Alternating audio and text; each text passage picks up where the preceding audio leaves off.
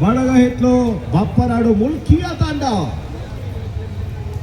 ಮತ್ತೊಂದು ಬಲಿಷ್ಠ ತಂಡವಾಗಿ ಆಡ್ತಾ ಇರುವಂತ ಜಿಲ್ಲೆಯ ಗುರು ಗಣೇಶ್ ನೇಜಾರ್.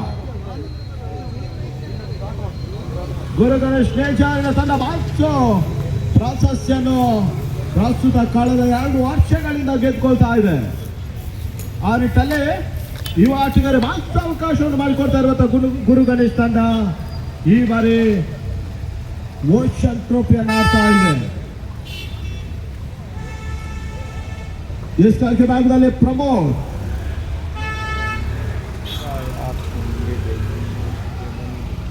ಸಾಗರ್ ಪ್ರಸಿದ್ಧಾಚಾರ್ಯನಂತ ಅತ್ಯುತ್ತಮ ಆಟವನ್ನು ಆಡುವಂತ ಆಟಗಾರರನ್ನು ಹೊಂದಿಕೊಂಡು ಆಡ್ತಾ ಇದೆ.